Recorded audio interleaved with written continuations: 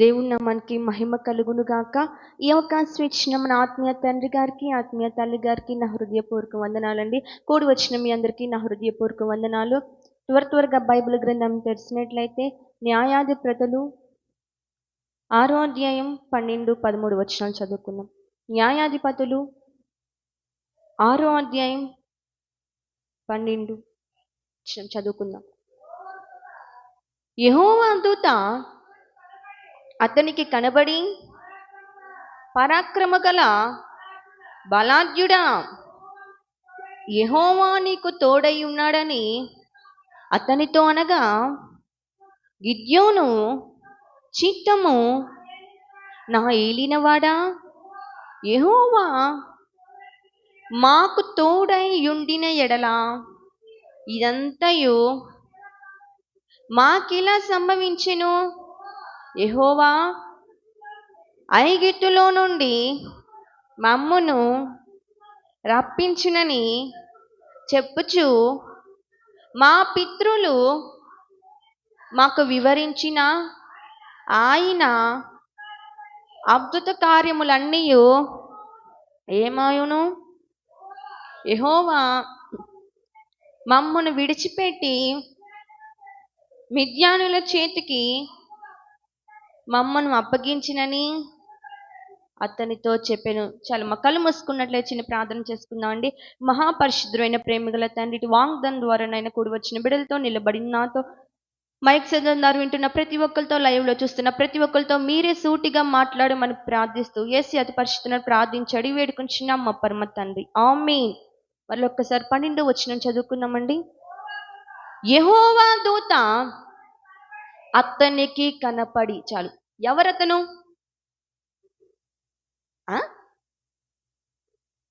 ఎవరికి కనపడ్డాడు? గిద్యోనికి కనపడి, గిద్యోన్ ఏమంటుంది దూత?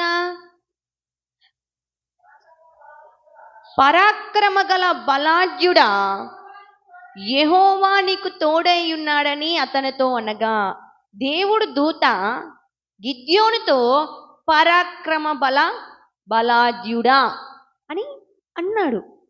ఎందు నిమిత్తం ఆ మాట అన్నాడు? అసలుకి ఎందుకన్నాడు ఆడ మాట? కింద మాట చదవండి ఒకసారి. గిద్యోను చిత్తము నా ఏలినవాడా, యెహోవా మాకు తోడై ఉండిన ఎడల ఇదంతయో మాకు ఎలా సంభవించును?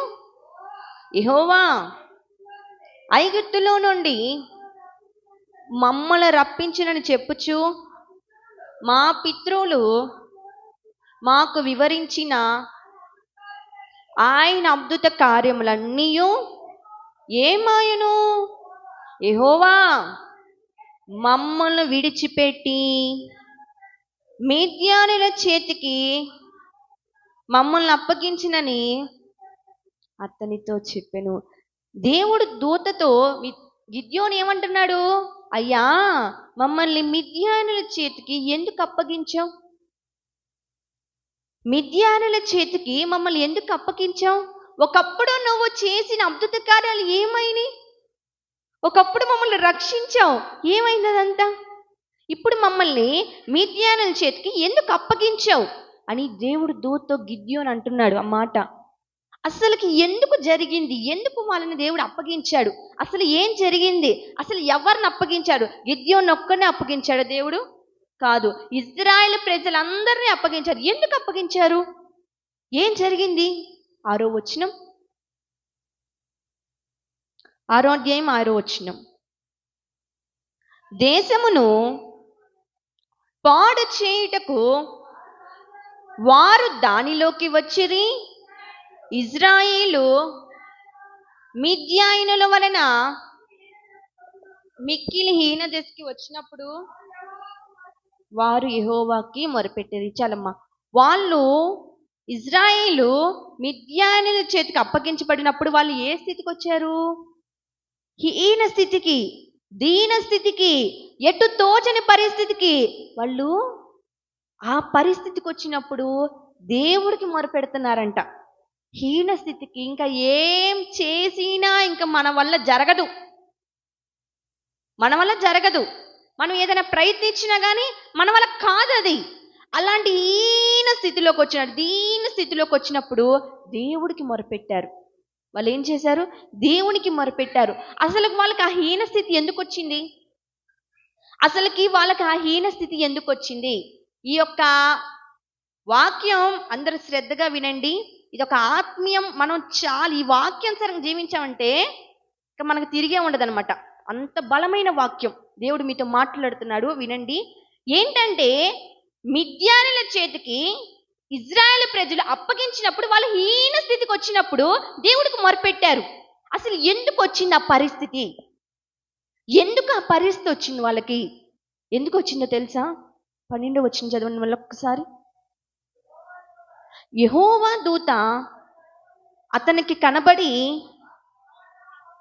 పరాక్రమగల బలాఢ్యుడా, యెహోవా నీకు తోడై ఉన్నాడు. అసలుకి ఇజ్రాయేల్ ప్రజలు ఏం చేసేవాళ్ళంటే పొలమంతా వేసుకునేవాళ్ళు. ఫస్ట్ నుంచి విత్తనం నాటిన దగ్గర నుంచి పంట చేతికొచ్చే వరకు కష్టపడతానే ఉంటారు. మీలాగా కష్టపడతానే ఉంటారు. చెమటోర్చి ఎండనక వాననక, ఇందక సహోదరి చెప్తుంది, కాళ్ళకు చెప్పులు లేకపోయినా ఎండలో నడుచుతూ రాళ్ళు ఏరుతూ అంత కష్టపడ్డారు. అంతగా చెమటోర్చి పని చేశారు. కానీ పంట ఇంటికొచ్చే టయానికి మిద్యానులు ఏం చేసేవాళ్ళు? దోసుకునేవాళ్ళు, మొత్తం ఆక్రమించుకునేవాళ్ళు. చివరికి ఏం మిగిలిద్ది?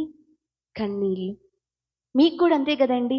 భర్త వారం రోజులు పని చేస్తే చివరికి ఆ డబ్బులు తెచ్చే టయానికి ఆ డబ్బులు ఇంటికి రాక బార్ షాప్లోకి వెళ్తే ఎంత బాధ ఉంటుంది మీకు? బాధ ఉంటుందా లేదా? ఇంట్లో ఇంత కష్టం ఉంది, ఇంట్లో ఈ డోక్రాలు లోన్లు అన్నీ కట్టుకోవాలి, కానీ ఇల్లు జరగట్లేదు, సరుకులు లేవు, భోజనంకి బియ్యము లేవు, ఏమీ లేవు. కష్టపడుతున్నాడు కానీ రూపాయి మిగలట్లా. కష్టపడుతున్నాడు చెమటొచ్చి, రూపాయి మిలగట్లా. ఎంత బాధ ఉంటుందండి, ఎంత బాధ ఉంటుంది. పంట పొలం వేసుకున్నప్పుడు అంతా మంచిగా జరుగుతున్నప్పుడు చేతికొచ్చే టయానికి పంటంతా నాశనం అవుతుంది. ఎంత బాధ ఉంటుంది. ఉండిద్దా ఉండదా? బిడ్డలు కష్టపడి చదివిస్తున్నారు, బిడ్డల్ని కష్టపడి ఫీజులు కట్టి అప్పులు చేసి మరి చదివిస్తున్నారు. బిడ్డకి జాబ్ రాకపోతే ఎంత బాధ ఉండిద్ది? వాడు అంతగా ఏడుస్తుంటే ఎంత బాధ ఉండిద్దా ఉండదా? చిన్న బిడ్డలకి ఏదైనా తగులితే మీరు తట్టుకుంటారా?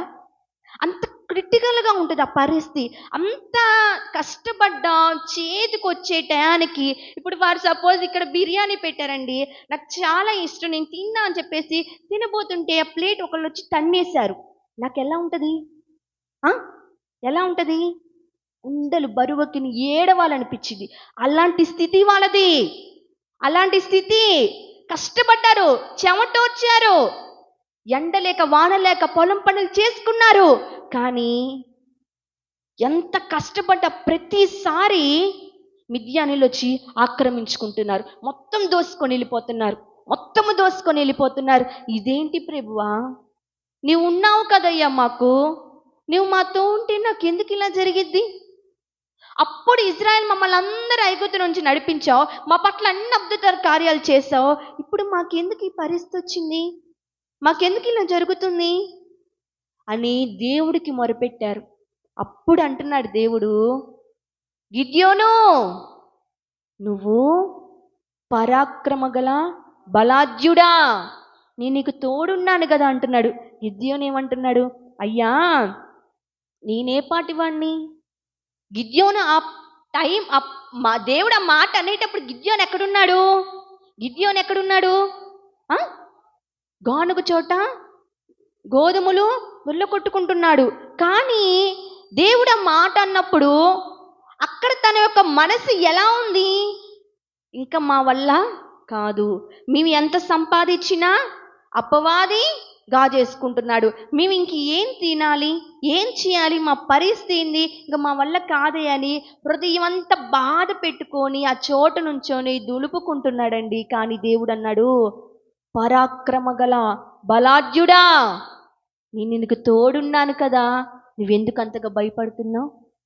నేను నీతో ఉన్నానుగా, ఎందుకు అంతగా దిగులు చెందుతున్నావు? 13వ వచనం చదవండి. గిద్యోను చిత్తము నా ఏలినవాడా, నీవు మాకు తోడై ఉండిన ఎడలా ఇదెలా మాకెలా సంభవించిద్దయ్యా? అప్పటి నుంచి నువ్వు మాకు తోడుంటే ఇలా మాకెలా జరిగిద్ది? నోటి దగ్గరకు వచ్చేది కాళ్ళది తన్నేసుకొని వెళ్ళిపోతున్నారు, మాకు ఇలా సంభవించిద్దయ్యా? చదవాలి. యెహోవా ఐగుప్తులో నుండి మమ్మల్ని రప్పించునని చెప్పుచు మా పితరులు మాకు వివరించిన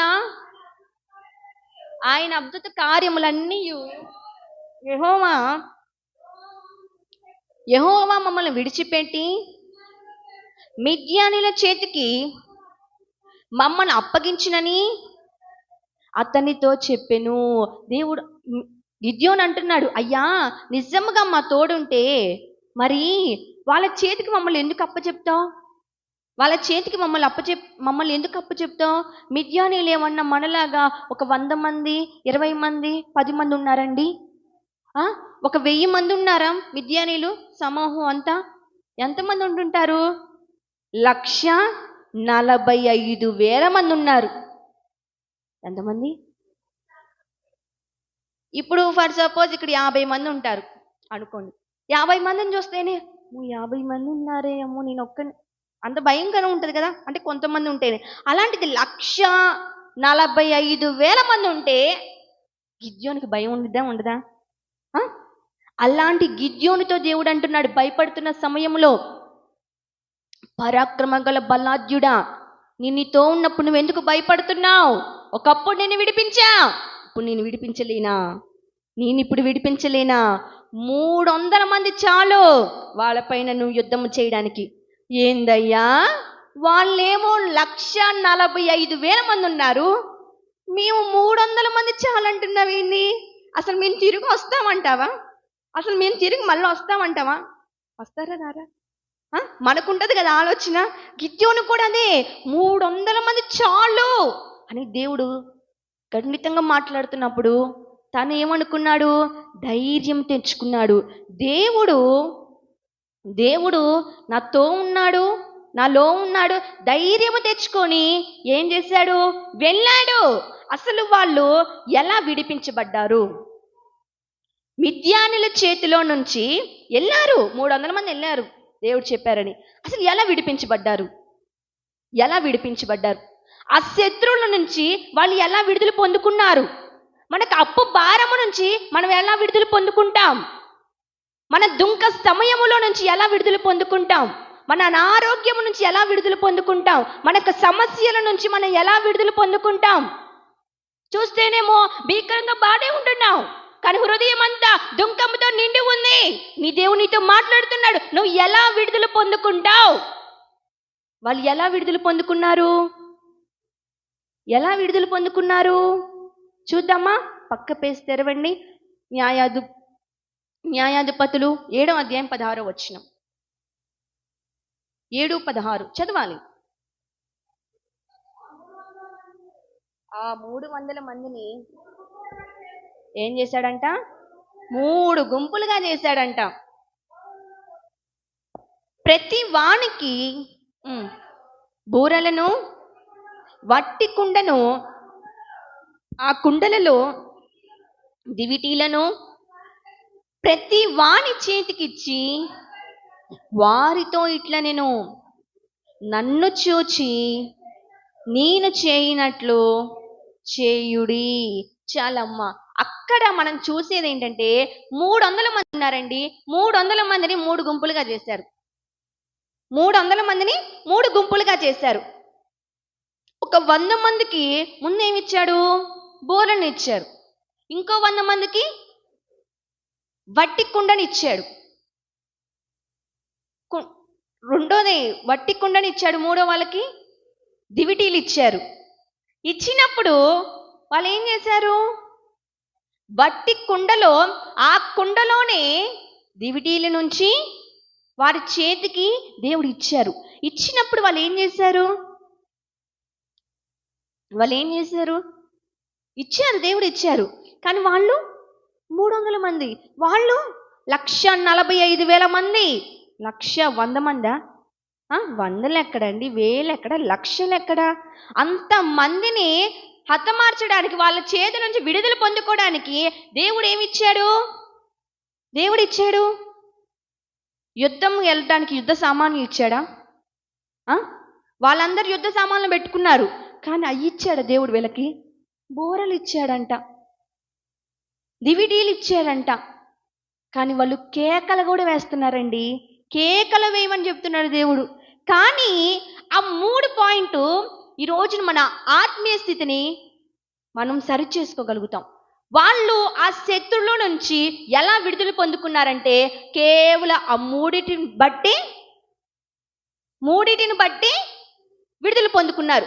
మనము కూడా ఆ మూడిటిని బట్టి మనకున్న బాధల నుంచి, మనకున్న సమస్యల నుంచి మనం విడుదల పొందుకోగలుగుతాం. ఎలా పొందుకోగలుగుతాం చెప్పనా? ముందుగా ఏంటి? బూరలు అనగా రాసుకోండి, ఆరాధన. బూరలు అనగా దేవుని స్తుతించుట, బూరలను అనగా ఆయనను కీర్తించుట. బూరలు అనగా వాళ్ళు ఏం చేశారు? బూరలు పట్టుకొని మెలకుని ఉన్నారా? కాదండి, దేవుని ఆరాధించారు. ఎప్పుడైనా నువ్వు దేవుని ఆరాధించావా? ఇదేం సిస్టర్, ఇందాకేగా ఆరాధన జరిగిందంటారా? ఇందాక ఆరాధన జరిగింది కరెక్టే. ఆరాధన జరిగిన టైంలో ఎంతమంది ఆయన స్వరూపం చూశారు? ఎంతమంది ఆయన మొహబిందం చూశారు? ఇంతగా పాస్టర్ గారు, నేను పాస్టర్ గారు కేకలు వేస్తూ గొంతు పోయేలాగా శృతి ఆరాధన చేస్తుంటే మనమందరం ఎలా చేస్తున్నాం? అంతే కదా? అట్లా చేశారా వాళ్ళు? అలా చేశారా? బోర్లు పట్టుకొని ఏం చేశారు? ఆరాధన చేశారు. గంతులు వేస్తూ, కేకలు వేస్తూ శృతి ఆరాధన చేశాడు. మనము దేవుడిని ఒక్క పాట ద్వారా మహిమపరుస్తే మనకున్న స్థితి మారిద్ది తెలుసా? దేవుని స్తుతించడం వల్ల మనకున్న పరిస్థితి మారిపోయిద్ది. ఒక్కొక్కసారి ప్రార్థన కూడా చేయబుద్ధి కాదు, ఒక్కొక్కసారి ఇంకా విసుకటేసిద్ది. కానీ ఆ టైంలో నువ్వు స్తుతించినప్పుడు నీ స్థితిగతులు మార్చబడతాయి. ఒక రోజున నేను దేవుడి సన్నిధిలో కాదు, ఇంట్లో ప్రార్థన జరుగుతుంది, దేవకి అత్తోళ్ళ ఇంట్లో ప్రార్థన జరుగుతున్నప్పుడు నాకైతే తర్వాత రోజున బయట ఆశీర్వాద కొడుకుంది, నాకైతే మాట రావట్లా. మాట ఎందుకు రావట్లేదో తెలియట్లేదు, మాట అయితే రావట్లేదు. కానీ ఆ రోజున ఆరాధనలో నేను స్తుతించా. మాట రాకపోయినా స్తుతించా. ఎలా స్తుతించా? కన్నీటితో దేవుని స్తుతించా. మాట రావట్లా, కన్నీటితో దేవుని స్తుతిస్తానే ఉన్నా. ఆరాధన పాట అయిపోయే వరకు ఏడుస్తానే ఉన్నా, స్తుతిస్తానే ఉన్నా. తర్వాత రోజున గొప్పగా దేవుడు స్టేజ్ మీద పాటపడే కృప ఇచ్చాడు నాకు. ఎందుకు ఇచ్చాడు ఆ కృప? నేను ఎలా విడుదల పొందుకున్నా? ఎలా నేను విడిపించబడ్డా? ఆయనని స్తుతించాను, ఆయన ఆరాధన చేశాను కాబట్టే నాకు స్థితి మారిపోయింది, నాకు పరిస్థితి మారిపోయింది. కానీ ఈ రోజున నీకున్న స్థితి మారట్లేదు అంటున్నావు, నీ పరిస్థితి మారట్లేదు అంటున్నావు, నీ చుట్టుపక్కల అంత అంధకారంలో ఉందంటున్నావు. కానీ నీ స్థితి మారాలంటే, నీ పరిస్థితి మారాలంటే, నీ యొక్క బ్రతుకు మారాలంటే నువ్వు ఆయన స్తుతించాలి, ఆయన ఆరాధించాలి. అప్పుడే వాళ్ళు విడుదల పొందుకున్నారు. రెండో మాట చూడండి,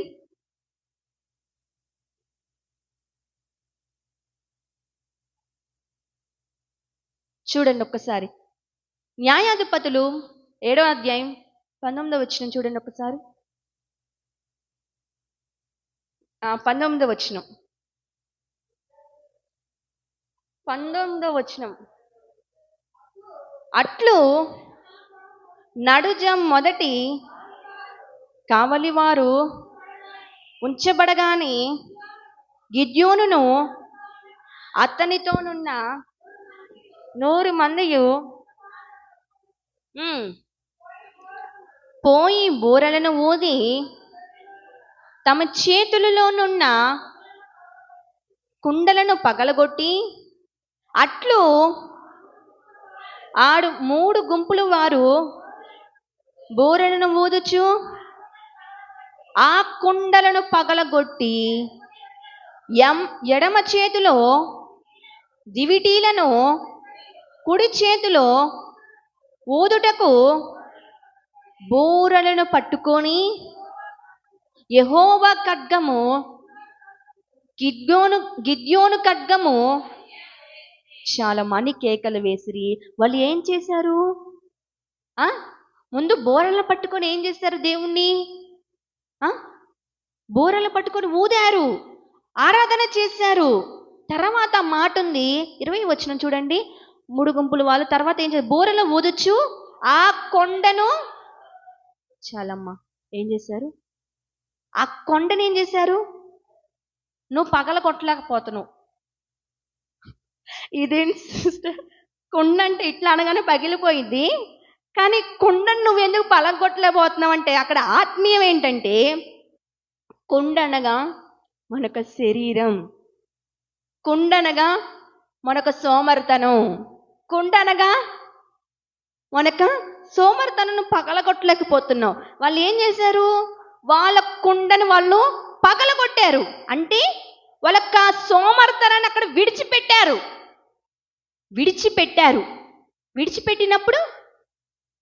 విడిచిపెట్టినప్పుడు ముందుకి సాగిపోయారు.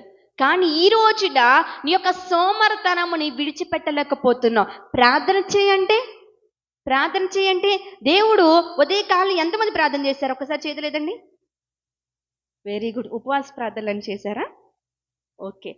మనకి దేవుడు మెలకు ఇస్తాడు ప్రార్థన చేయడానికి. మనం ఏం చేస్తాం? మన యొక్క శరీరం ఏమైంది? సన్నిచ్చింది. కొంతసేపు నిద్రపోతే పోయిద్దిలే, ఒక 5 నిమిషాలు చేతులు ముడుచుకొని కాళ్ళు ముడుచుకొని నిద్రపోతే పోయిద్దిలే. ఏం చేస్తావు? నీ యొక్క కుండను పగలగొట్టి ప్రార్థన చేయలేకపోతున్నావు అంటే నీ యొక్క సోమర్తనాన్ని విడిచిపెట్టలేకపోతున్నావు. అందుకని నువ్వు కార్యం పొందుకోలేకపోతున్నావేమో. నీ యొక్క సోమర్తనం అంటే ఈ రోజున ప్రార్థన చేయడానికి స్పందించలేకపోతున్నావు. పాట పాడంటే ఇంకేం పాడతాంలే అందరు పాడ, అది కూడా సోమర్తనమే. దాన్ని విడిచిపెట్టలేకపోతున్నావు.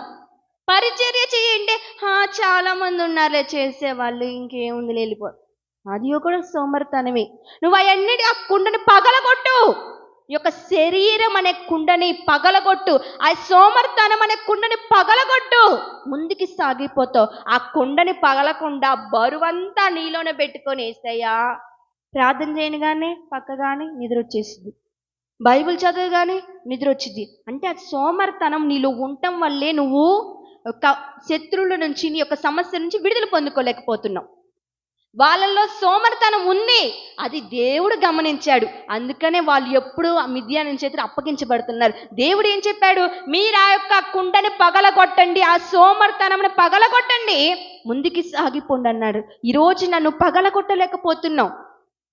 బైబిల్ గ్రంథంలో ఒక సహోదరి కూడా పగలగొట్టింది. సమరీ స్త్రీ ఏం చేసింది? ఆమె దగ్గర ఉన్న సంకులో ఉన్న కొండని విడిచిపెట్టి అక్కడ ఏం చేసింది? ఆ ఊరెళ్ళి దేవుడు ఆమె పట్ల చేసిన కార్యం చెప్పిందా లేదా? అంటే ఇక్కడ ఆత్మీయం ఏంటంటే నీ యొక్క కుండని నువ్వు పగలగొట్టాలి అంటే నీ యొక్క సోమర్తనాన్ని విడిచిపెట్టాలి.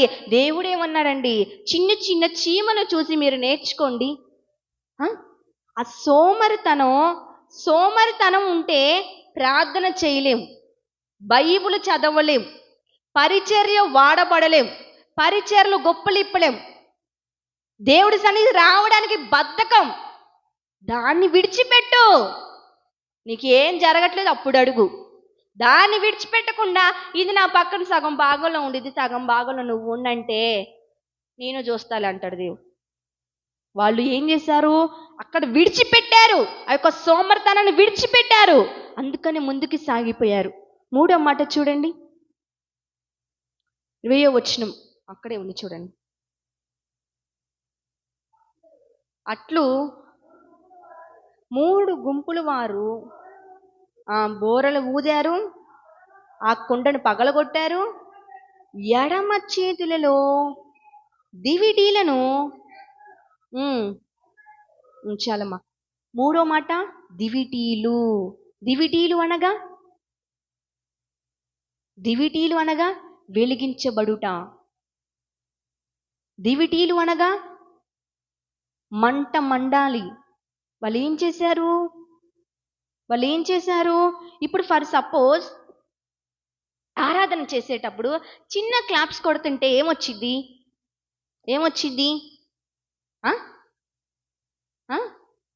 నిద్ర వచ్చింది, నీరసం వచ్చింది.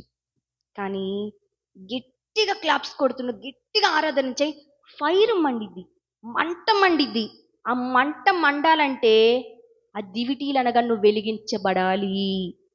ఆరాధన చేశారు, ఆ కొండని పగలగొట్టారు, అప్పుడు వాళ్ళు మంట మండేలాగా వెలిగించబడ్డారు. ముందు దేవుడు ఆరాధన చేసే సమయం నీకు ఇచ్చాడు. ఎంతమంది చూడండి ఆరాధనలో పాల్గొనలేక మంచాల మీద హాస్పిటల్లో పడుండి ఎంతమంది దేవుడి సన్ని దూరం అయ్యి ఎంతో మందిని చూస్తున్నాం. కానీ ఎవరికి ఇవ్వలేని కృప మనందరికి ఇచ్చాడే. మరి దాన్ని ఏం చేస్తున్నావు? నువ్వు వినియోగించుకోలేకపోతున్నావు. దేవుడు ఆరాధన చేయడానికి సమయం ఇచ్చాడు. ఆ యొక్క శరీరంలో నీ యొక్క సోమర్థనాన్ని కొండ పగలగొట్టమంటున్నాడు. అప్పుడు నువ్వు వెలిగించబడతావు, అప్పుడు నువ్వు మంట మండుతావు. నిన్న ఏం జరిగిందంటే పాస్టర్ గారు ఇక్కడ బైబుల్ చదువుతున్నారండి. బైబుల్ చదువుతుంటే నా బైబుల్ అయితే అయిపోయింది, బైబుల్ అయిపోలేదు, నేను చదివే అధ్యాయాలన్నీ అయిపోయినాయి. ఇంకా టైం ఉందిగా, గంట ఉందిగా 3 అవ్వడానికి అని చెప్పేసి పూనుకున్నా. నిద్రపోతుంటే దేవుడు దర్శనంలో మాట్లాడుతున్నారు. ఏంటంటే నా హృదయంలో ఏముందో నాకు తప్ప ఎవరికీ తెలియదు. నేనైతే బాగా బాధపడుతున్నా. పాస్టర్ గారు ఏమో తగ్గిపోతున్నారు, నాకు బాధ వేస్తుంది. మా నాన్న తగ్గిపోతే నేను తట్టుకోలేను అనమాట. ఇంకా బాధ వేస్తుంది. ఇంకా అదే దాని గురించే ప్రార్థన చేసుకున్నా రోజు. కానీ చేసుకుంటుంటే ఇంకా అంతే అలా అనుకొని పూనుకున్నా, నిద్రపోయా. దేవుడు దర్శనంలో హోసన్న మినిస్ట్రీస్ నుంచి 2 సిస్టర్స్ వచ్చారనమాట, పోయిన ఉపవాస కూడికలకి. మీకు తెలుసో తెలీదో, వాళ్ళు ఇక్కడికి వచ్చారు. పాస్టర్ గారు ఇక్కడే ఉన్నారు, ఎవ్వరు లేరు. నేను పడుకున్న దాన్ని కల్లో కూడా పడుకునే ఉన్నా. కానీ వాళ్ళు ఏం చేస్తారంటే ప్రార్థన చేస్తున్నారు. పాస్టర్ గారు చేస్తున్నారు, ఆ 2 సహోదరులు ప్రార్థన చేస్తున్నారు. సహోదరులు ప్రార్థన చేస్తుంటే వాళ్ళు ప్రార్థన చేస్తా ఉండగా అన్య భాషలు మాట్లాడుతున్నారు. అసలుకి ఆ సౌండ్ ఎలా ఉందంటే, ఇప్పుడు ఫర్ సపోజ్ ఇక్కడే డీజే బాక్స్ పెట్టి నేను ఇక్కడే ఉన్నా, సౌండ్ అంతా నా వైపు తిప్పారు, నాకు ఎట్లా ఉంటుంది? అప్పుడు ఎట్లా ఉంటుంది? ఆ సౌండ్ వినటానికి గందరగోళంగా ఉంటుంది, వినలేనంత అసలు తలనొప్పి, అదొక రకముగా ఉంటుంది. అలాంటి స్థితి నేను చూసా. అసలు ఎంత సౌండ్ అంటే అన్య భాషలు మాట్లాడుతున్నారు, పెద్ద పెద్ద కేకలు వేస్తున్నారు ముగ్గురు. ఇంకా పాస్టర్ గారు ప్రార్థన చేసేటప్పుడు కనపడ్డాడు. తర్వాత పాస్టర్ గారు కనపడట్లా, నాకు ఒక మంట మండుతుంది. అసలు నేనైతే తట్టుకోలేకపోయా. ఆ మంట ఎలా అయితే వాళ్ళిద్దరి మీద కనపడట్లా, పాస్టర్ గారు మీద నుంచి ఆకాశంలో నుంచి ఆ మంట మండుతుంది. నేనైతే నిద్రలోనే కేకలేస్తున్నానేమో, ఆ మంట చూడలేక, ఆ స్వరూపం చూడలేక కేకలు వేస్తున్నానేమో. సోఫాలో కొనుక్కున్న దాన్ని కూడా దర్శనం తట్టుకోలేక కింద కూడా పడిపోయా. అప్పుడు నాకు అర్థం కావట్లేదు, అసలు మంట మండుతుంది, నా కళ్ళు తెరుపులు పడట్లేదు. పాస్టర్ గారు ఏమో 3 అయింది వెళ్ళు ఇంటికి, 3 అయింది ఇంటికి వెళ్ళి అంటున్నాడు. అసలు నా యొక్క శరీరం నా దగ్గర లేదు, ఆత్మ అక్కడే ఉంది. ఆ అన్య భాషలు మాట్లాడుతున్నాడు. దేవుడు ఒక స్వరూపం నేను కల్లారా చూశాను. ఆయన పాస్టర్ గారి మీద మంట మండుతుంటే ఆయన పాస్టర్ గారు కనపడట్లా, మంటే ఆ యొక్క అగ్నియే ఒక పాస్టర్ గారి మీదే పడుతుంది. ఇక్కడ నాకు కళ్ళు తెరుపులు పడట్లా. అస్సలు ఎంత గట్టిగా ఓపెన్ చేద్దామని అస్సలు రావట్లేదు. ఇంకా పాస్టర్ గారు గట్టిగా ఒక పీకు పీకి ఇంటికి వెళ్ళవా 3 అయింది అన్నాడు. గట్టిగా తీసి తెరిసేసరికి ఏసై కళ్ళు చూసా, అసలు ఏమీ లేదు. అయోమయం జగన్నాథం లాగుంది నా పరిస్థితి. ఇంకా ఆ దర్శనం చూడలేక నా యొక్క శరీరం నాలో లేక ఇంకా నాకు ఏం అర్థం కావట్లేదు. ప్రార్థన చేసుకున్నా, ఇంటికి వెళ్ళిపోయా. కన్నం తిన్నాక ఒక 5 నిమిషాలు పొనుకున్నాక నాలో నేను వచ్చా. ఇంకా అప్పుడు తమాయించుకున్నా, అమ్మో అని. ఇంకా మరలా పాస్టర్ గారి దగ్గరికి వెళ్ళి, పాస్టర్ గారు నాకు ఈ దర్శనం వచ్చింది పాస్టర్ గారు అంటే, నువ్వు బాధపడుతున్నావుగా నా గురించి, నా దేవుడు ఆత్మ నాలోనే ఉంది, నీకు స్వయాన దర్శనం ఇచ్చాడని మాట్లాడాడు. అంటే ఆయన పాస్టర్ గారు అక్కడ మంట మండుతుందంటే ఆయన ఏం చేస్తున్నాడు? ఆరాధన చేస్తున్నారు. ఒక సోమర్థాన్ని విడిచిపెట్టాడు, ఆ మంట మండుతుంది, వెలిగించబడ్డాడు. అంటే ఈ రోజున నువ్వు వెలిగించబడాలంటే, ఆ యొక్క మాట అన్య భాషలు నువ్వు మాట్లాడగలగాలంటే, ఆ మంట నీలో మండగలగాలంటే నువ్వేం చేయాలి? విడిచిపెట్టాలండి. యెహోవా ఖడ్గము, గిద్యోను ఖడ్గము అని కేకలు వేసిరి. దేవుడే మమ్మల్ని విడిపించాడు అని కేకలు వేశారు. ఈరోజు నువ్వు వేయగలుగుతున్నావా? నువ్వు ఈ రోజున ఆయన నీ పట్ల చేసిన మేలులకి వేయగలుగుతున్నావా కేకలు? వాళ్ళు ఆ శత్రువుల నుంచి, ఆ మిథ్యాన్ నుంచి ఎలా విడుదల పొందుకున్నారు? ముందుగా బోరలు ఊదారు, ఆరాధనలో పాల్గొన్నారు, స్తుతి ఆరాధన దేవుడికి అర్పించారు. రెండోది ఆ యొక్క కుండను పగలగొట్టి సోమర్తనం విడిచిపెట్టారు. మూడోది దివిటీలు చేత పట్టి వెలిగించబడ్డారు, కేకలు వేస్తూ ఆయన ఆరాధన చేశారు. అప్పుడు ఆ యొక్క బండలంటి ఆ యొక్క శత్రువుల నుంచి విడుదల పొందుకున్నారు. నీ యొక్క బాధలు ఒక లెక్క ఆయనకి. యోబు లాంటి శ్రమలేం లేవుగా నీకు. నీ కళ్ళ ముందు ఉన్న శ్రమ చాలా పెద్దదే నీకు. దాని నుంచి నువ్వు విడుదల పొందుకోవాలంటే ఈ మూడు నీలో ఉంటే ఖచ్చితంగా ఆ శత్రువుల నుంచి నువ్వు విడుదల పొందుకుంటావు. ఆ శత్రువులను అప్పు బాధ నుంచి విడుదల పొందుకుంటావు, అనారోగ్యం నుంచి విడుదల పొందుకుంటావు, ఆ కోర్టు కేసుల నుంచి విడుదల పొందుకుంటావు, నీ భర్త వ్యసనం నుంచి విడుదల పొందుకుంటాడు. నువ్వు ఎప్పుడు ఆయనని శృతించినప్పుడు, ఆ బూరలు చేతి పట్టి ఊదినప్పుడు, వాళ్ళు ఊదారు, సోమర్తనం విడిచిపెట్టారు, నాకు ఇది అక్కర్లేదని విడిచిపెట్టారు. అక్కడే దివిటీలు చేతబట్టి వెలిగించబడ్డారు. మంట మండుతుంది, దగ్గ దగ్గ దగ్గ. ఈ రోజున నువ్వు మండితే అనేక మందిని మండించేలాగా ఉంటావు, నువ్వే అనేక మంది చల్లార్చేలాగా ఉంటాయి. నువ్వేం మండుతావు? నువ్వేం మండవుగా.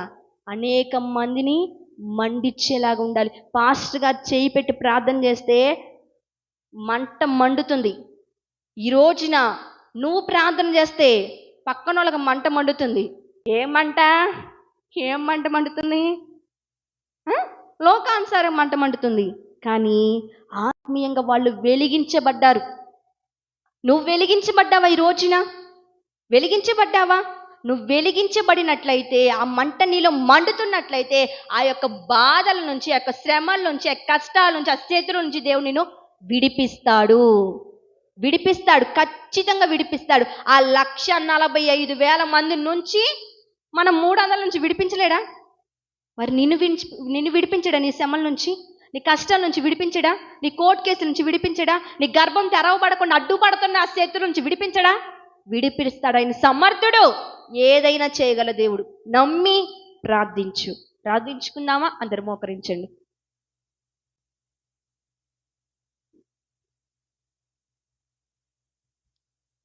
ఏం చేశారు? కేకలు వేసి దేవుణ్ణి శృతించారు, కేకలు వేశారు. ఆ రోజున పుట్టుకతో గుడ్డివాడు కేకలు వేస్తున్నాడు, దావీదు కుమారుడని కేకలు వేస్తున్నాడు. ఆ రోజున ఆయన కేకలు వేయకపోతే ఇప్పుడు కూడా ఇంకా అలానే గుడ్డితనంతోనే ఉండేవాడు. కానీ ఆ రోజున ఆయన కేకలు వేశాడు, గుడ్డితనం పోయి చూపొచ్చే గొప్ప కార్యం చూశారు. వీళ్ళు కేకలు వేశారు, ఆ శత్రువుల నుంచి విడుదల పొందుకున్నారు. మరి నువ్వేయివా? నీకున్న బాధను పెట్టి నువ్వేయివా కేకలు? యేసయ్యా, దావీదు కుమారుడా, నన్ను దాటిపోకు నాయనా, నా యొక్క శ్రమలు చాలా భారముగా ఉన్నాయి, నేను తట్టుకోలేకపోతున్నానయ్యా. కేకలు వేసి ప్రార్థన చేయి. యేసయ్యా,